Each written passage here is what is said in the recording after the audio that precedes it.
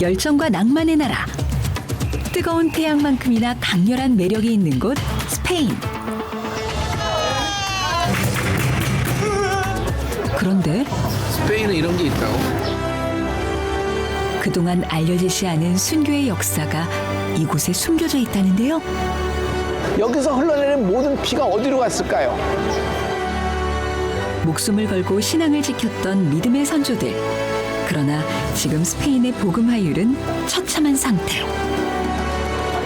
이 스페인 어떻게 선교를 해야 될지, 이들에게 어떻게 재부흥을 갖고 오게 해야 될지 깊숙하게 생각하면서 우리 같이 기도해보는 시간을 가지면 참 좋겠습니다. 여전한 우리의 땅끝 스페인. 그곳을 향한 하나님의 계획을 만나러 떠나봅니다.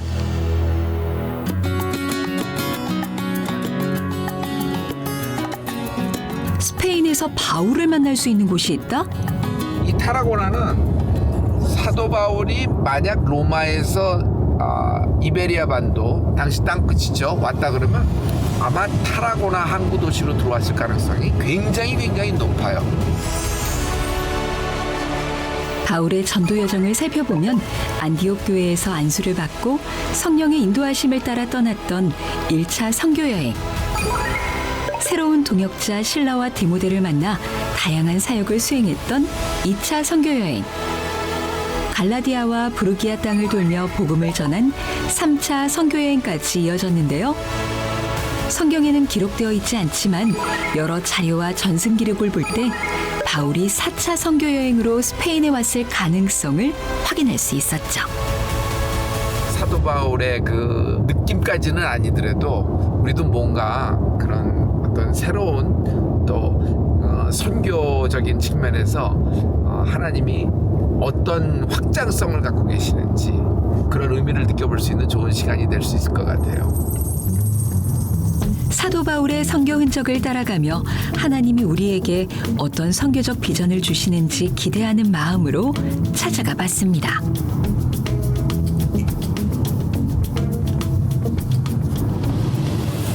바울을 만나기 위해 찾아간 곳은 바로 타라고나 대성당. 12세기부터 14세기까지 200년에 걸쳐 지어진 타라고나 대성당은 웅장한 존재감을 뽐내고 있었는데요.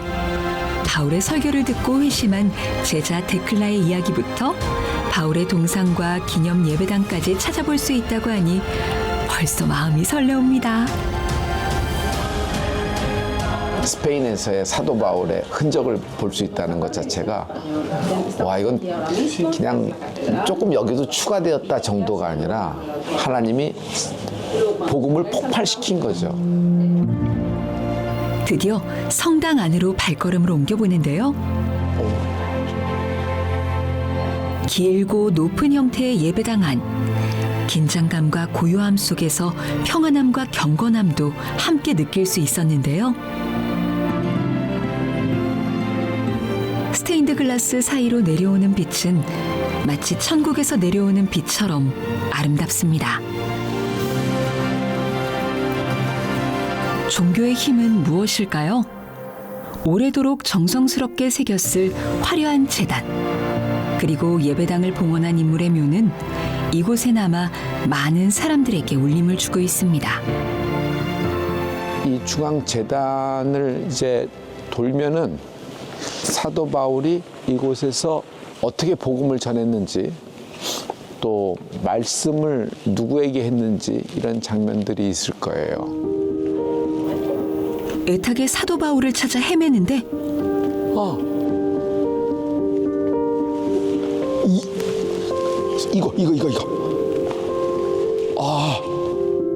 드디어 뭔가를 발견한 것 같죠? 저 사도 바울이에요. 저기 쇠사슬 보이죠? 여기 쇠사슬 묶인 채 와서 복음을 전한 거예요. 근데 디클라라는 여인이 이 사도 바울이 전한 예수님의 복음을 받아들인 거죠. 어떤 상황에 있든지 우리가 하나님의 복음을 전파하고자 하는 이 사명감, 이 뜨거운 그 영혼을 잠재울 수는 없는 거죠. 가택연금을 당한 수모와 고난 속에서도 늘 복음의 열정으로 가득했던 사도 바울. 묶인 채로 설교를 전했지만 데클라는 바울의 제자가 되어 복음을 더 멀리 흘려보냈습니다. 또 이건 뭐냐면 저렇게 복음을 받았던 디클라가 후에 핍박을 받아가지고 화형을 당했다고 그러거든요. 복음 앞에서는 아무 주저함이 없었던 바울처럼 데클라도 순교의 길을 걸었습니다. 만약 사도 바울의 선교 여행이 로마 3차로 끝이지 않고 1차와 2차 가택연금 사이에 이곳 스페인 따라고나에 와서 말씀을 전했다는 것이 전승이 성경에는 없죠. 그러나 이것이 보충 자료에 의해서 팩트로 이렇게 됐을 경우 사도 바울의 선교는 4차까지 확장이 되고 그의 달려갈 길을 다 가도록 하나님이 그에게 허락하신 거라고 생각을 해요. 아무리 험한 땅끝이라도 말씀으로 무장한 채 달려갔던 사도 바울. 사도 바울이 여기 왔었다는 강력한 이곳 증거로는 뭐를 대냐면 사도 바울의 동상을 얘기하거든요. 그토록 염원하던 땅에서 얼마나 뜨겁게 복음을 전했을까요? 이 색깔하며 이 계단의 분위기, 이 언덕으로 올라갈 때 이 사도 바울이 걸었던 길일 거거든요. 세월의 흔적이 남아있는 길 끝에서 사도 바울 동상을 만났습니다. 여기 보면 큰 칼이 보이죠? 이 장칼. 사도 바울은 항상 어디를 가나 큰 칼을 갖고 있어요. 왜냐하면 사도 바울은 에베소에 보면 그 성령의 검을 얘기하고 있어요. 말씀은 검이라 그러잖아요. 사도 바울의 그 옥중서신, 그 누가 알았어요? 그 편지가 그게 전부 다 말씀이 될 줄을. 신약 성경의 4분의 1 이상이 바울의 서신으로 이루어져 있죠. 고난도 축복으로 여겼던 사도 바울은 기독교인들이 가장 사랑한 인물 중 하나가 되었습니다. 아마 타라고나의 이곳저곳을 누비며 뜨겁게 말씀을 전했겠죠. 이곳에 사도 바울의 숨결이 아직 남아있는 듯합니다.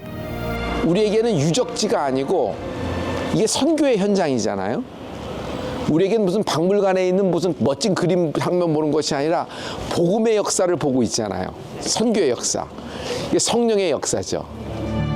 바울이 처음 설교를 했다고 전해지는 자리에는 기념 예배당을 세워 전통을 이어오고 있는데요. 현대식으로 지어진 건물과 세월을 담고 있는 기념 예배당이 오묘하게 어울립니다. 소박한 모습이 더 감동이 되는 사도 바울 기념 예배당. 역시 장칼을 갖고 있죠. 그리고 말씀을 갖고 있고. 늘 책과 장칼을 손에 들고 있는 바울. 그 이유는 뭘까 궁금해지는데요. 기독교인을 앞장서서 박해하던 로마 시민권자인 바울이 예수님을 만나고 참수형으로 순교를 당했는데요. 이런 바울의 삶과 믿음의 결단을 보여주는 상징이 아닐까요? 타라고나는 사도 바울에게 주신 하나님의 선물이라고 생각을 해요. 그가 간 곳에 항상 신학교가, 제자 훈련이, 그리고 회심이 있었잖아요. 그 핍박을 겸하여 받는 것이 이런 열매를 하는 것이 우리 복음의 진리인 거라고 생각합니다.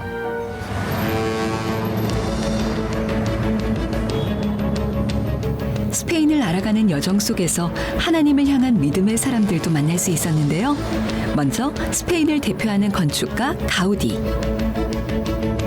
이방인으로 스페인에서 활동하면서 다양한 성화로 신앙을 표현한 화가 엘 그레코. 예수님의 12제자 중 가장 먼저 순교한 야고보가 그 주인공인데요.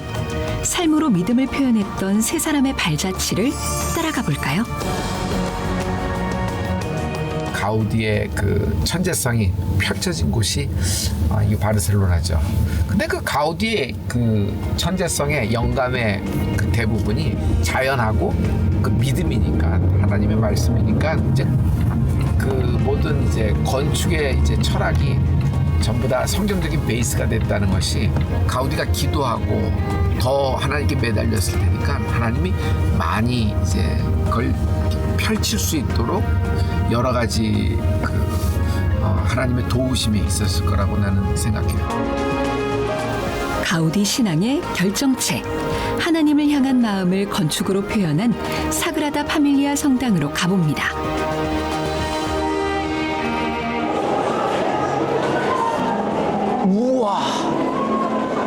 이건 말로 표현할 수가 없어요. 이건 빛의 나라? 성당 내부를 물들이고 있는 환상적인 빛. 황금색 빛은 죽음과 순교를, 푸른색 빛은 희망과 탄생을 의미한다는데요. 하나님이 창조한 자연을 그대로 옮겨놓은 듯 나무를 닮은 기둥과 색색의 빛이 환상적입니다.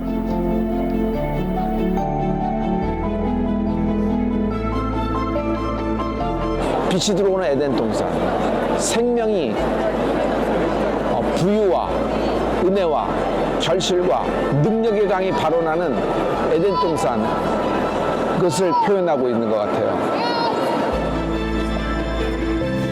31살부터 숨을 거두기까지 성전 건축에 모든 걸 바쳤던 안토니오 가우디. 그에게 가장 큰 원동력이 되었던 건 하나님을 향한 사랑과 믿음이었을 겁니다. 이런 그의 마음은 성전 곳곳에 새겨져 있는데요. 여기 제 뒤로 보이는 것이 주기도문인데 세계 50개국 언어로 되어 있어요. 그런데 그 중에 한 문장이 또 한국말로 되어 있다는 게 놀라워요. 왼쪽 코너에 있다는 얘기죠. 후대의 건축가들도 가우디의 정신을 이어받아 곳곳에 성경을 표현했죠. 보이시나요? 한글로 써있는 주기도문의 한 구절. 괜히 뭉클해지네요. 그러니까 성경적인 말씀을 표현하기 위해서 공법을 자기가 설계했다고나 할까? 하나님은 하고자 하는 자에게 열어주시는 거예요. 가우디만이 특별했다, 난 이렇게 얘기하기보단 여러분, 우리가 하고자 할 때 하나님이 힘을 주시고 열어주시지 않겠어요? 우와. 성당 내부를 먼저 둘러봤으니 이제 사그라다 파밀리아의 상징인 동쪽, 탄생의 파사드를 살펴볼까요? 가우디가 생전에 완성한 탄생의 파사드는 예수님의 탄생부터 성경 속 이야기가 세밀하게 표현돼 있는데요. 지나가던 누구라도 걸음을 멈추고 바라보게 만드는 저 섬세함. 그저 감탄만 나옵니다.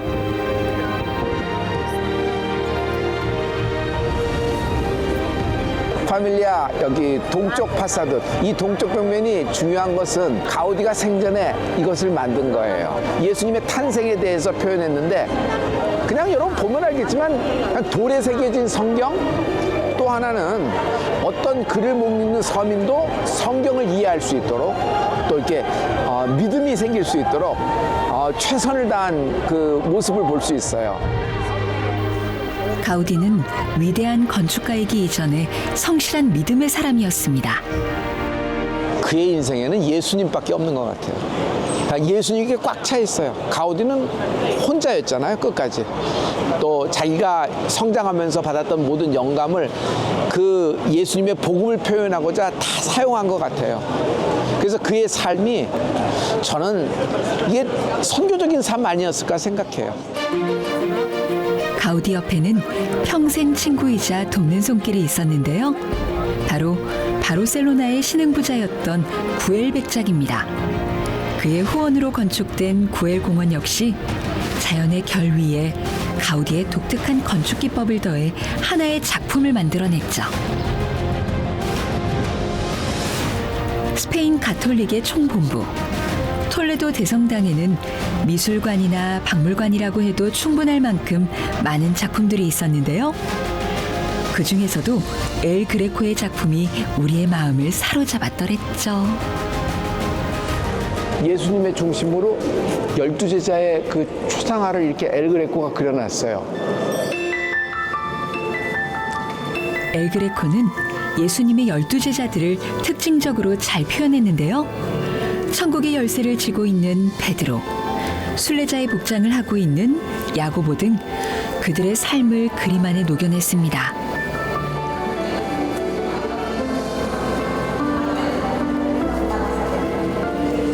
여기 십자가가 X 형태로 이렇게 되어 있죠. 안드레예요. 그리고 여기 제가 산티아고를 찾아볼게요. 산티아고. 산티아고는 독특한 색깔의 칼날을 갖고 있을 거예요. 야고보입니다. 말씀을 이렇게 하고 있죠. 야고보. 그러니까 큰 야고보죠. 독실한 신앙을 가지고 있는 것으로 알려졌지만 철저한 개인주의자였던 엘 그레코. 이방인으로서 살아가야만 하는 외로움을 신앙의 힘으로 견뎌냈던 건 아니었을지 그의 마음을 잠시 되짚어봅니다.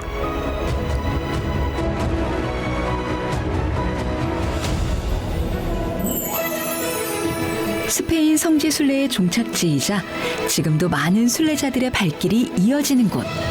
중세 가톨릭의 3대 성지, 산티아고 데 콤포스텔라 대성당. 이곳에는 12제자 중 가장 먼저 순교했다고 알려진 야고보의 무덤이 안치돼 있는데요.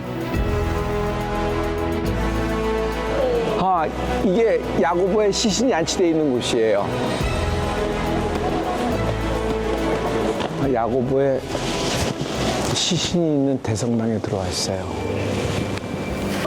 제자의 삶을 살았던 야고보의 마지막 모습은 어떻게 남아있을까요? 이 조그만 출입문인데 이 지하로 내려가게 돼 있어요. 밑으로. 하지만 밝네요. 이거 같아요. 야고보의 무덤이에요. 12제자 중 가장 먼저 순교한 야고보는 유럽의 기독교인들에게 큰 영향을 주었는데요. 예루살렘에서 참수형을 당해 순교한 야고보. 처음에는 그의 무덤조차 어디에 있는지 찾을 수가 없었는데요. 그러던 어느 날 하늘에서 별빛이 내려왔고 그 빛을 따라가 보니 야고보의 유해가 있었다고 합니다. 제자들이 야고보의 유해를 지금의 산티아고 데 콤포스텔라로 옮겨왔고 그 묘지 위에 대성당이 건축돼 지금까지 이어져온 거죠. 결국 하나님이 드러내신 거예요.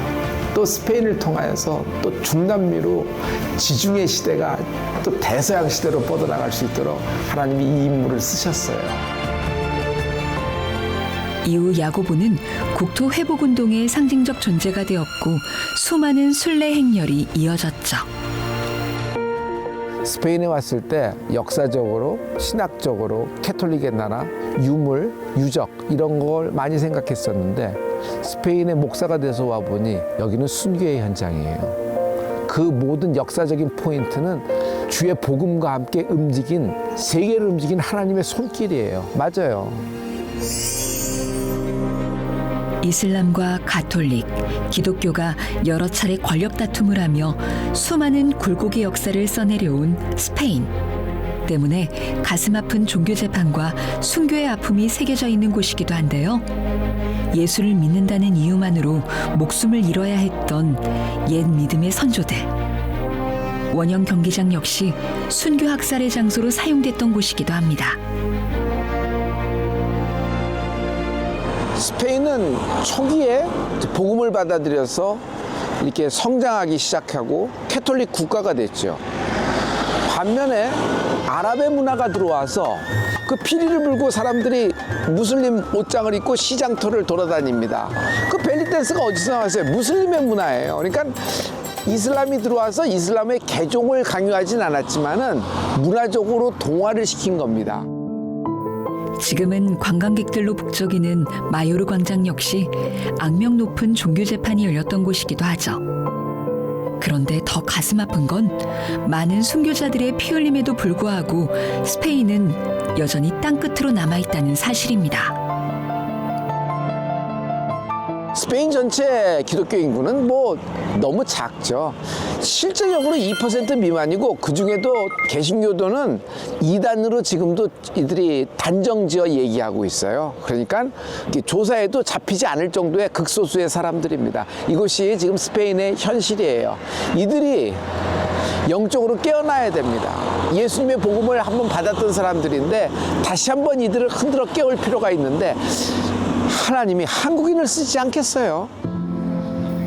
우리나라 역시 많은 선교사들의 순교로 피의 복음 위에 세워졌으니 이제 받은 은혜를 흘려보내야 하지 않을까요?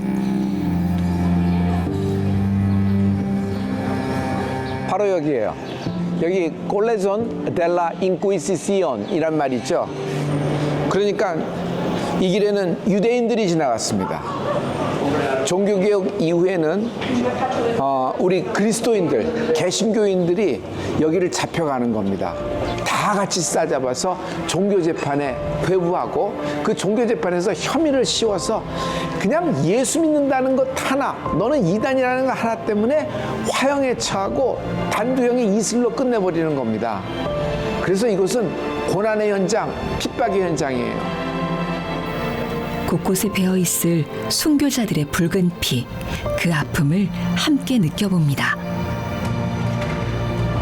이제 이 박해의 길을 이제 오른쪽으로 돌면은 이제 바로 눈앞에 산호르의 성이 보여요. 아마 묶인 채 가겠죠.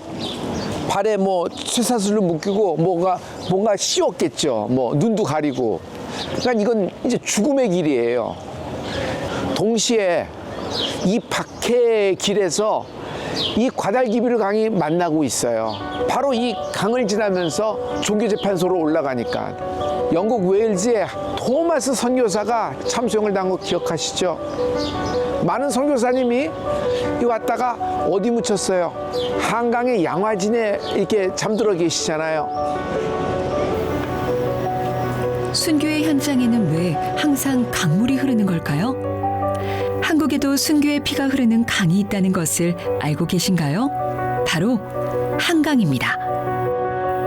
이전에는 잠두봉이라 불렸지만 목이 잘린 산이라 뜻하는 절두산.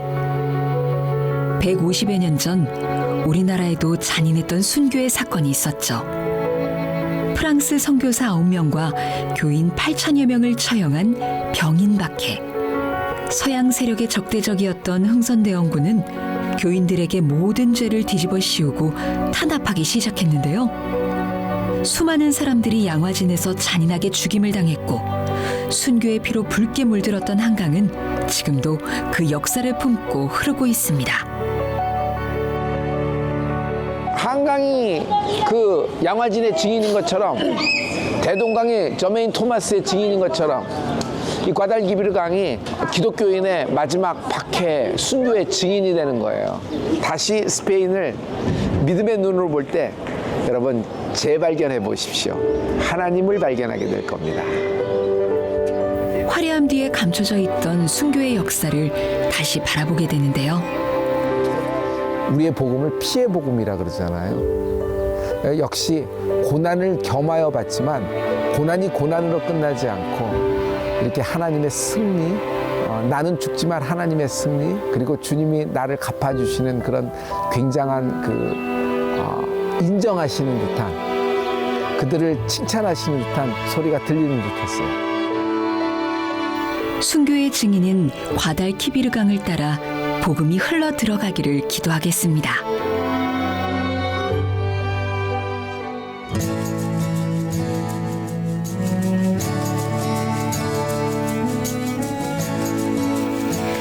우리는 스페인에서 믿음의 사람들이 걸어왔던 다양한 삶을 엿볼 수 있었는데요.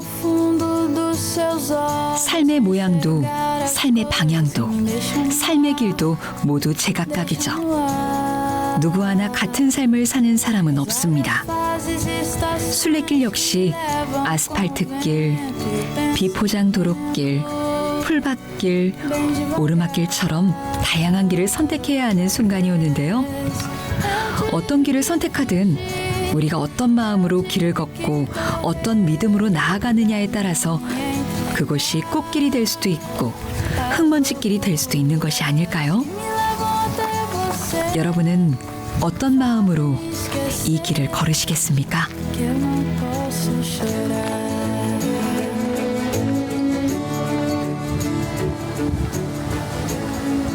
숲속에 나 있는 길을 걷는 것, 여기를 걷고 있는 내 자신이 어떤 의미를 두느냐에 따라서 길이 달라지는 것 같아요. 각자 각자의 자리에서 다양한 방법으로 하나님과의 동행을 꿈꾸겠지만 한 가지 분명한 건 끝까지 하나님 손을 놓지 않고 주님의 사명을 이루기 위해 노력해야 한다는 것. 그리고 하나님이 우리에게 베푸신 은혜를 이웃과 열방에 흘려보낼 수 있는 넉넉한 사랑, 그 비전과 소망을 품고 나아가는 우리가 되었으면 좋겠습니다.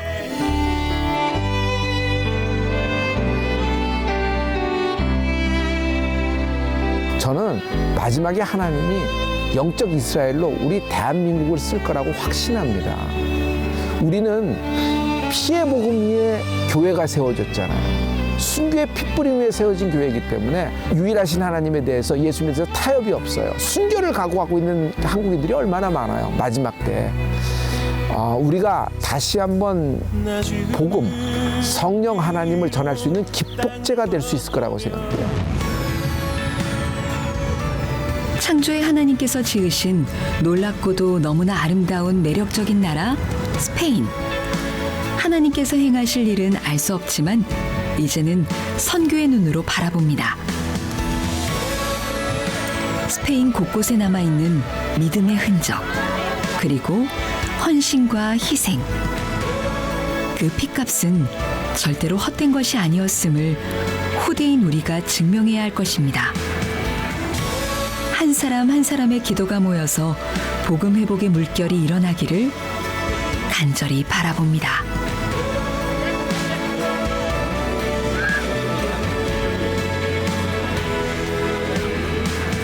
그 모든 역사적인 포인트는 주의 복음과 함께 움직인, 세계를 움직인 하나님의 손길이에요. 하나님의 따뜻한 손길이 스페인 땅끝에 닿기를, 하나님의 뜨거운 사랑이 그 땅에 흘러넘치기를 기도합니다.